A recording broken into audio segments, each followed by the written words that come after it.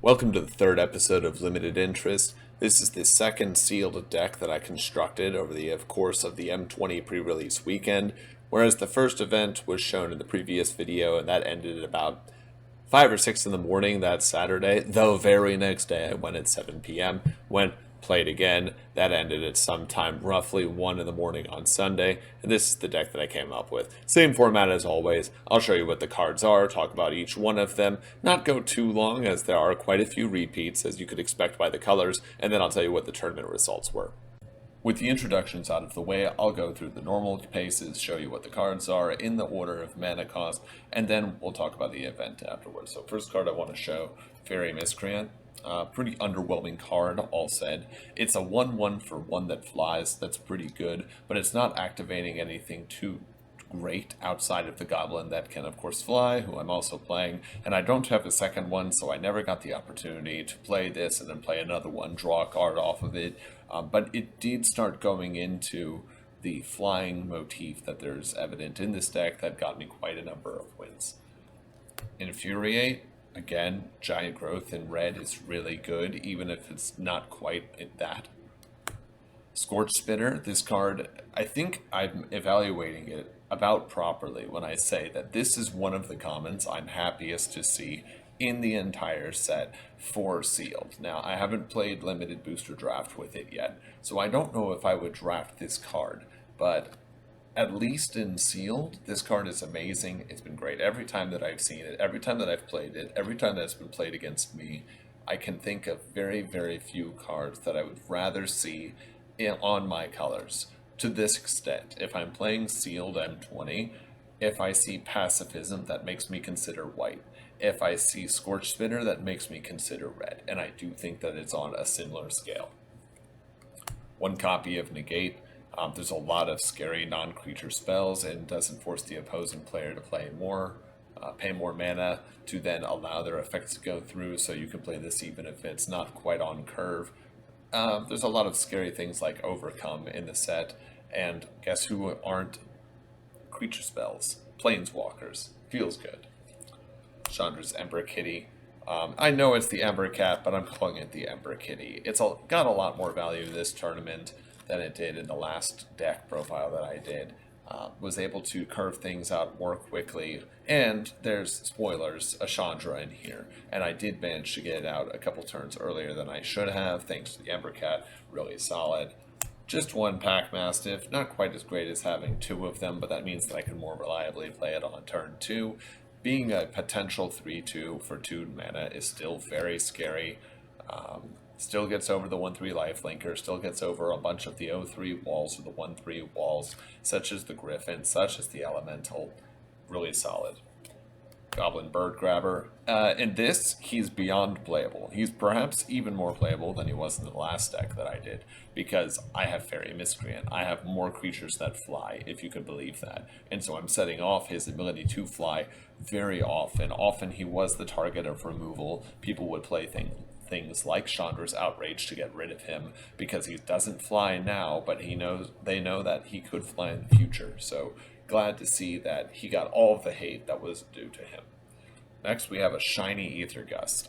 Choose target spell or permanent that's red or green. Its owner puts it on the top or bottom of their library. Normally, okay, interesting sideboard card. Oh wait, I'm running red, so I get to choose when I want to save something that's going to die. If it's crazy good, I put it on the top, or if I'm playing against opponents that have red or green, especially if they're also playing elementals, they will tend to be in those colors at the bare minimum.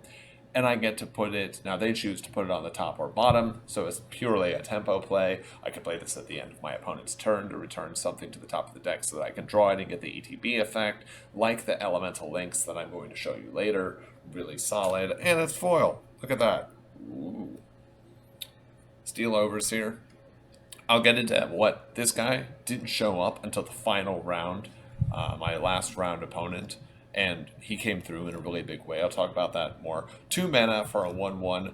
Even if his ability in this deck reads tap, put a +1/+1 counter on himself, that's amazing. There's some synergy, some other cards that he could have put in value with. which I'll get into later. It never really happened, but this is the kind of guy that forces your opponent to have removal right away. Now, Unsummon is... I believe Unsummon is in the set for M20, so it does feel bad when you've been taking hits and tapping him only for him to get unsummoned, but he starts as a 1/1 for 2 mana. You can't really complain about drawing one of the best pieces of tempo instant speed removal in the entire game on a 2-drop that's not integral to the strategy. Chandra's Regulator. This card is bad, but it's not that bad. I've heard someone on another channel say something to the effect of a card was not the best worst card, but the worst best card. Normally Chandra's Regulator is, okay, are you only playing red? No? Don't do this. But in my case, I have Chandras. Yes, plural Chandras. So Chandra's Regulator is actually quite good. It allows me to keep searching through my library, finding cards that I need at pretty inexpensively. It is discard a mountain or a red, and then do that. So come turn 5 or 6, when I don't need mountains anymore, or not too much more, this is a wonderful card to see. Elemental Lynx. Hello. It's the Lynx. It's great. What do you mean it's 3 mana, 2/2, elemental, comes into play, tap something down, it doesn't untap next time. This does the same thing that Gleaming Aegis did in the previous deck, but it does it on a 2/2 body, so you're glad to pay the extra 2 mana for it instead of just the 1. It's amazing. What more is there to say? See, unlike other 2/2s for 3 mana, this 2/2 for 3 mana actually gets around 0-3s, 0-4s, 1-3s. It says, oh, they don't tap. And so since this deck is fairly aggressive, but not as aggressive as the last one, this guy's great. Cloudkin Seer, guess what? Also an elemental. And he flies, so ETB, draw a card, not bad for a 3 mana 2/1 flyer. He's not great.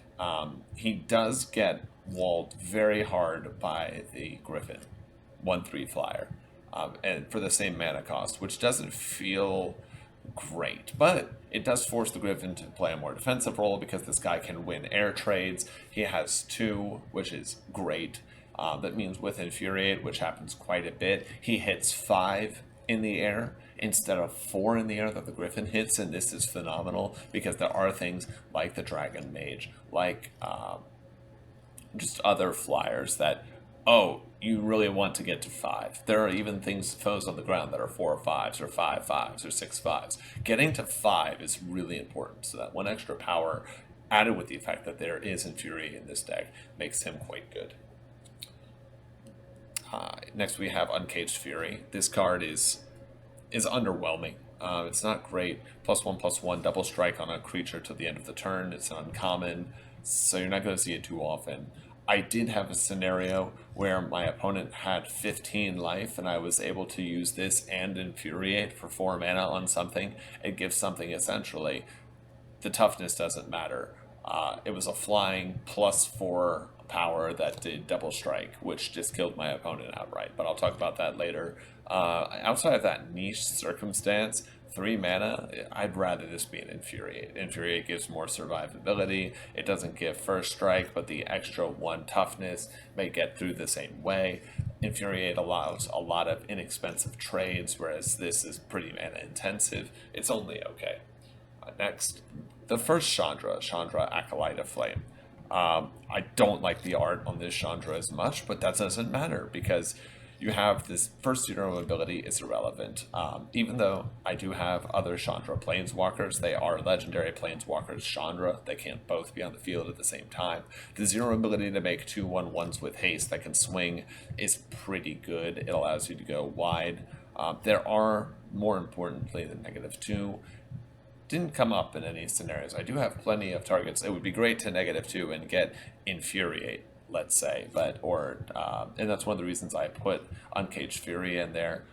It's 3 mana. You can grab that back with this -2. It's not bad. It's just maybe I am just a guy who doesn't like the card art that much, and so I'm using that to say this was okay. It was only okay. I wouldn't say that it was great. Winged Words. So you may notice that nearly everything is flying on board Air Chandra this deck. And so a sorcery that basically says 1 in a blue, draw 2 cards is amazing. And it was. That's it. It's just a better version of Divination. I almost always had a flyer. Never was a problem. I cast it for 2 mana throughout the entire tournament, and it felt great. Next is Chandra's Spitfire. This doesn't really get the synergy that you would expect. 3 mana for a 1/3 flyer. If you just look at on that grounds, it's interesting that it's in red. It does the same thing as the Griffin, but the Griffin has Vigilance, so I guess. But whenever an opponent is dealt non-creature damage, it gains +3/+0 till end of turn. There's only a couple of scenarios in this deck where that happens. Right now, it's just a 1/3 flyer for 3, which it doesn't have Vigilance. It does have a potential upside. The upside was never manifested in the games that I played. Oh well. Yarok's Wavecrasher, another elemental. So 4 mana for a 4/4 that returns something, another creature you control to your owner's hands. Crazy! That is crazy! You return the cat. Oh, okay. You return the Lynx, rather. Oh, play the Lynx. Tap that down again. Great. You play the Cloudkin Seer. Oh, wait. Return it to the hand. Play it again. 3 mana. Draw a card. Done. There's just a couple good ETB effects in this deck.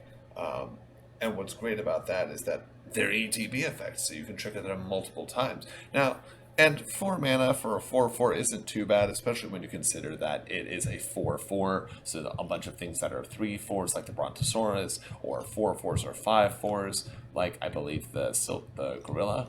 I could be mistaken. I think it's a 5/4. So this trades with that for less mana, which isn't bad at all. It's an elemental, so it will get other benefits, as we will discuss later. You can ramp into it. I never got a chance to turn 3 Yarok's Wavecrasher using the Chandra's Embercat, but it could have happened, and that's certainly not a bad play.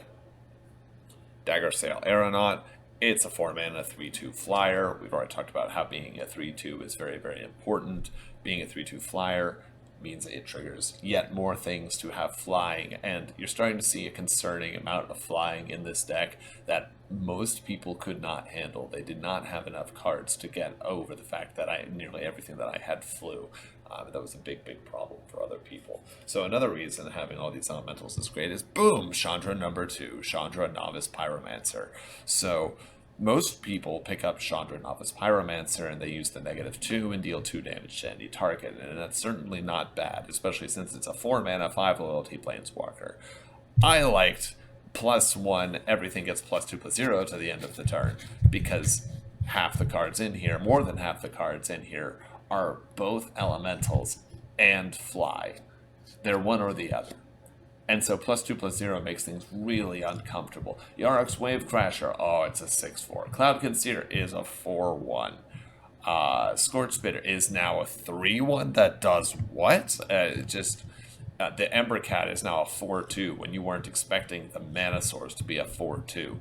It's crazy. And also you can get there. You can put the threat on the board of the -2. Because, hey, -2, I'm doing all this damage in the air, and now I can do an additional 2 damage, bump, right away. So yeah, it's expensive for a 4 mana shock, but it's also a redirector. So think 4 mana shock that redirects all of the aggression onto this card. It buys you an extra turn and forces people to be incredibly inefficient in their attacks because they don't know how you're going to block. Next is Leyline of Combustion. Honestly, not a great card for this.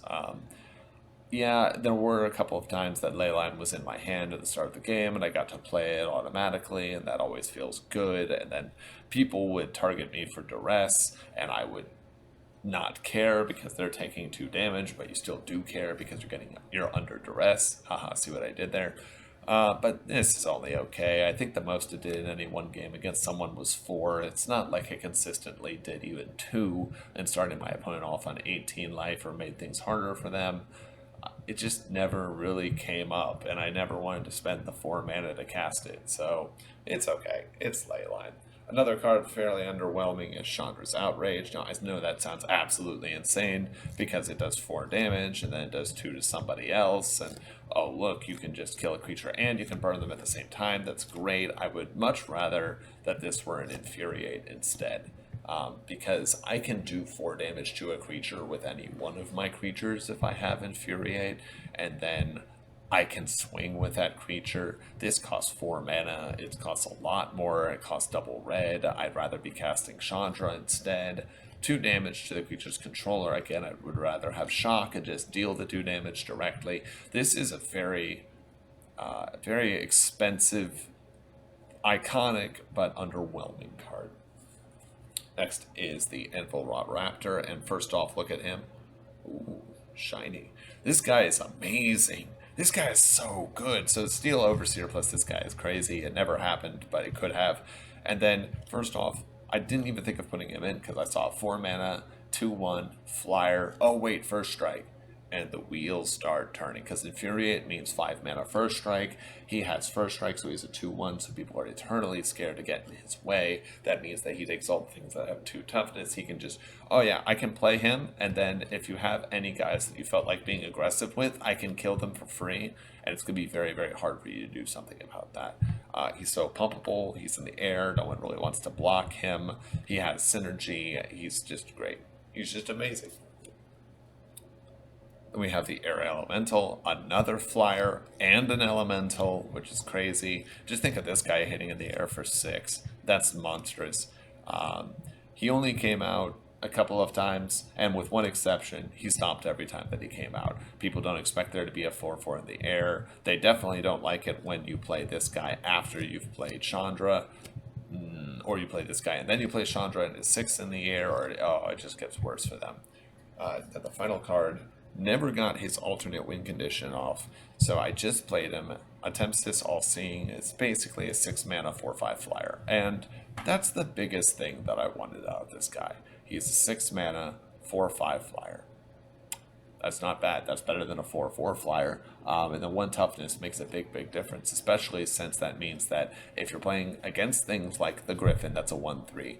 Infuriate is really annoying to see, and is a good reason to play red. And so anything that says, oh yeah, that plus Infuriate doesn't trade with this is amazing. 2 mana and tap to draw 2 and discard 1 is pure card advantage on a stick, and on a really, really healthy stick too.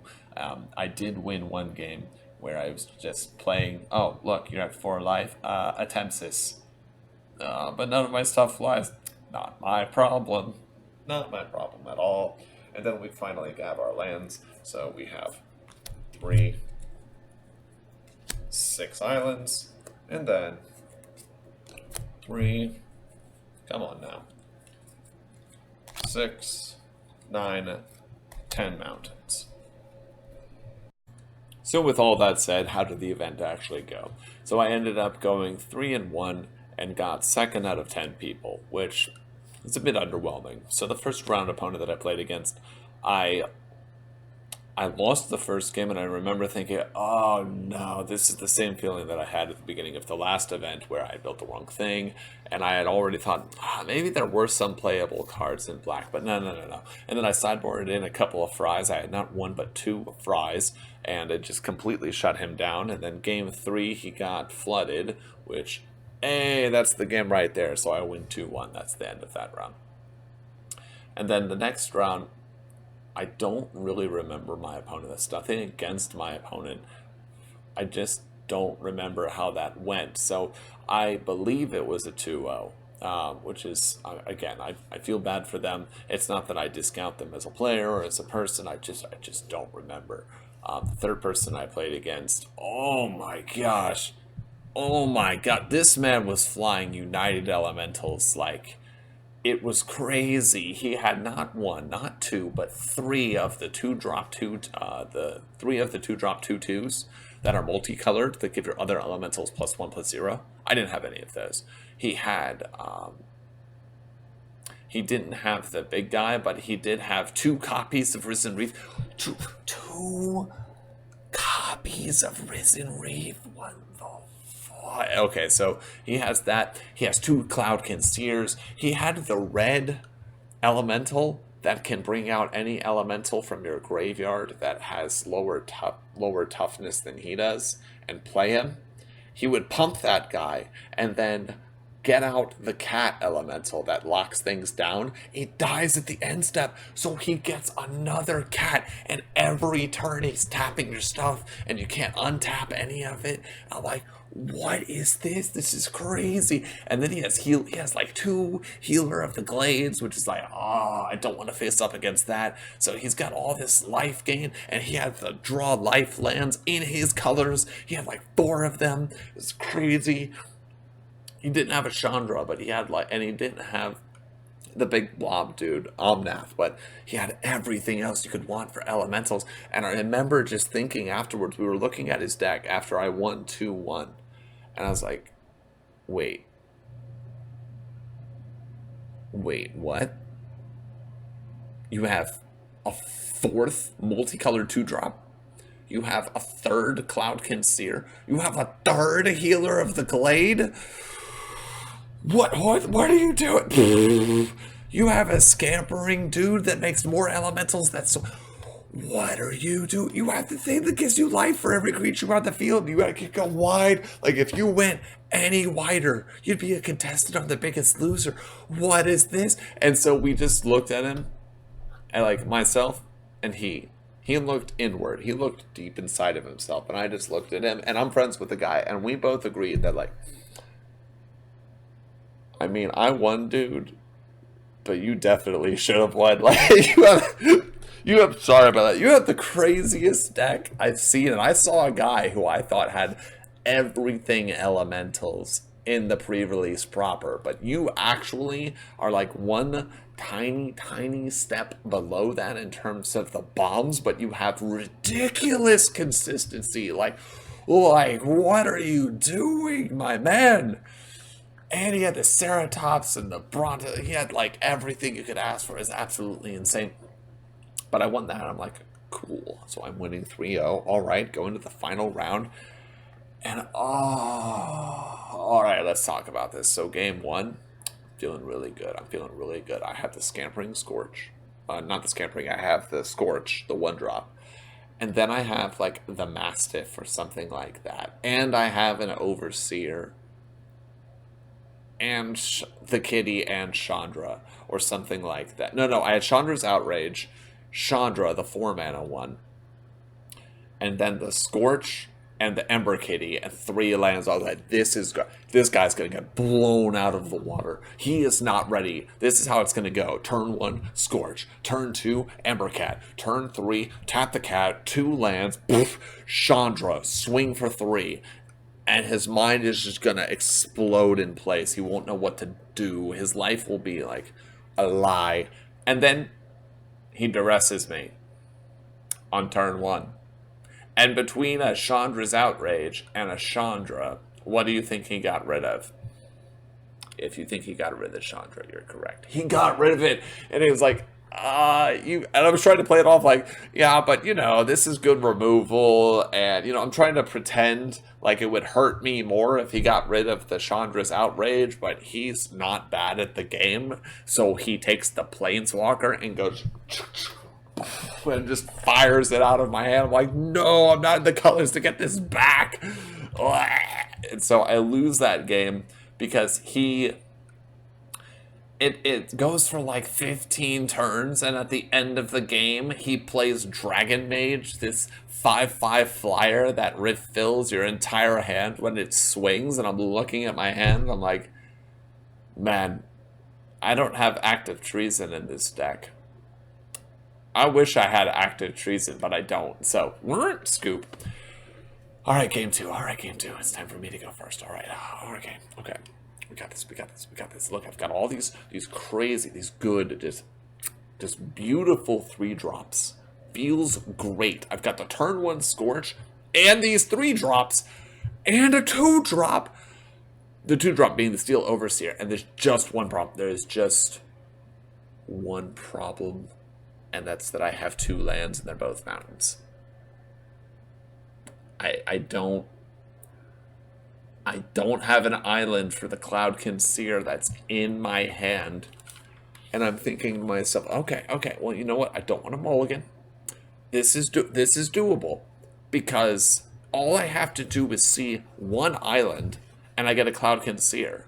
or see the cat, and then I can play a bunch of these 4-drops, or see another mountain, in which case I'll still have turn 3 plays, and I have a really solid turn 2 in the Steel Overseer, right? So what could possibly go wrong? Lots of things could go wrong. So turn 1, play, Scorch, go. He's like, okay. He plays. Turn 2, swing with Scorch. You take 2. Play a land, tap, Overseer, go. And the look on his face is like, well, what can you do? And then he plays his Glade, dude. I'm like, I don't care. My turn. Draw. Let's try this again. Draw. Oh, do you think it's a land? It's not a land. So, I'm like, swing with a Scorch. He's like,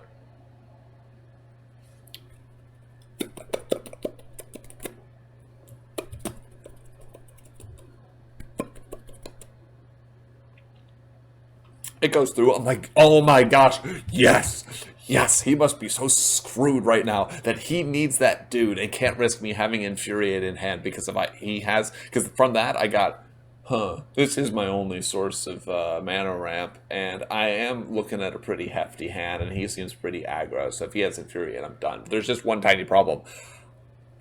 I don't have Infuriate in my hand. I don't. So. And so I don't play a land, and he's got this look on his face like, oh. And then he plays a 4/5. And all I have is this Steel Overseer. So I just take it just take it. Take some beatings. I draw some other 2-drops. I actually do have an Infuriate, and so I Infuriate a Pack Mastiff to get rid of that dude, and I feel good. And this whole time, I'm like, okay, there's one thing that matters in this game, and that is that every end step of his, I say at the end of your turn, and tap the Steel Overseer and put the encounter on the Steel Overseer. That is the one thing that matters, and I do that like a boss. And I just 1/1. Okay, he's a 1/1. He's a 2/2. He's a 3/3. He's a 4/4. Kill your guy. I have a 4/4. And you have a 0/3. And I have a 4/4 and a Scorch. Just keep swinging, just keep swinging. And I was like, okay, just keep swinging, it'll be fine. And I get him down to 2 life, and then he unsummons the Steel Overseer. I'm like, no. And he plays the Dragon Mage again. I'm like, no. And it's my turn. And he, like, I swing. No, I don't swing. And then I wait, and it's his turn. And I'm like, oh my gosh. If he attacks with the Dragon Mage, I win the game.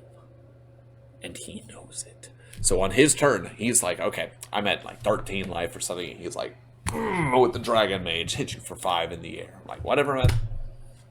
We both discarded our hands, go up to 7 cards. All right, you just played Professor Oak. I felt like we were playing the Pokemon TCG again. Come on, teach me about life. And he looks at his hand, and I'm like, oh no.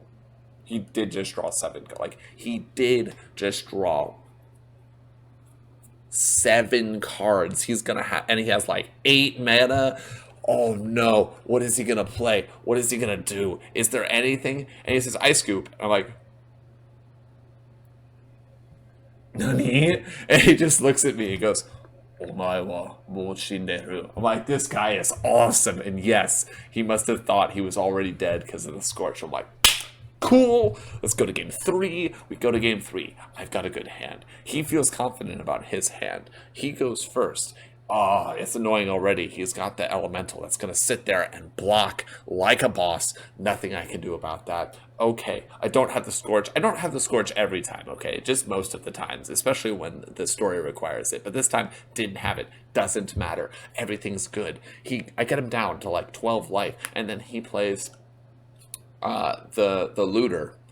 the guy that when he attack, well, it's not quite looting, but when he attacks, he loses. It's a 2/2 for 2, and when he attacks, he loses 1 life and draws a card. And I think life is amazing. Yes. Yes, keep attacking with your dude so that you lose more life. Yes, yes, life is good. And then he plays the star. And this is the moment I feel bad. So we get to this complicated board state, and he's pacified things, and I've sent things back, and I've been tapping his dudes down left, right, and center, and everything's going reasonably well. And it doesn't look great for me, but it's playable. And I'm like, okay, I've got the Chandra Spitfire out, and it's a 3-mana 1/3, and I've got no combat tricks, and I'm tapped out for mana. And I forgot that he had a sentry. He has the stupid 3/2 Vigilant Sentry, and I kill it. And he put the counter on, I think it's the Audacious Looter, on this 2/2.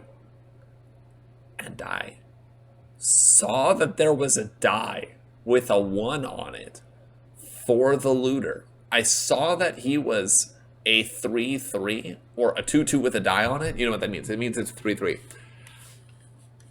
And I derped so hard.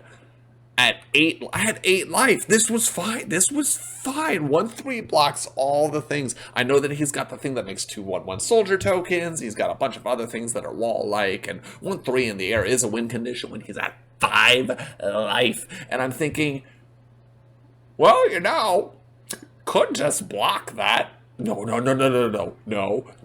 Don't listen to tired, hungry me. Don't block. Don't you dare declare blockers, put the Spitfire in front. No. Please.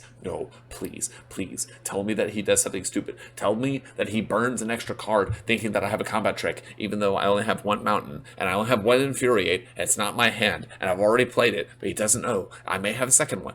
Make sure, at least get some advantage out of this. He's like, you do know that dies, right? I'm like,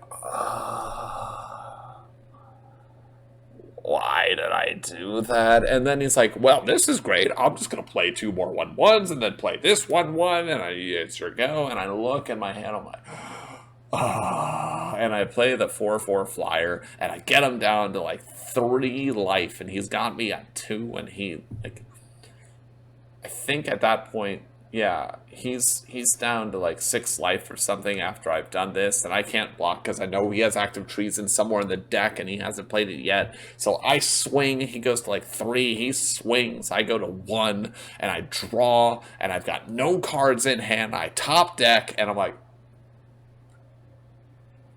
he's not ready for it.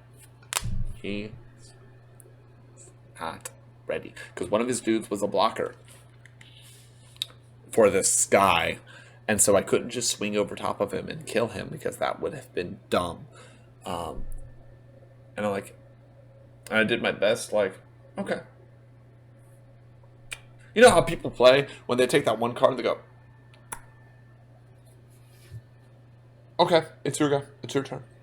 I'm fine. And they start counting their mana, and they start, I did the thing where you take some mana, and there are rules against it. I was like, red, blue, and I just set it to the side. I was like, all right, come on. I need you to think that I have a Chandra's Outrage to kill your dude before you swing with him to gain a bunch of life. I need you to think that. And he doesn't care, and he swings, and I die. Because what I drew was a mountain, and it did not help me in the slightest. I'm like, So I lost this game that I almost assuredly could have won because I hadn't had food in hours, and I also had to use the bathroom, which is a terrible combination. So overall, I went 3-1. The guy that I lost to, I lost 1-2. I got some decent prize support. Came in 2nd out of 10th. Not too pleased about that because I feel like I threw away gold on this one. Like I threw away first, but next time.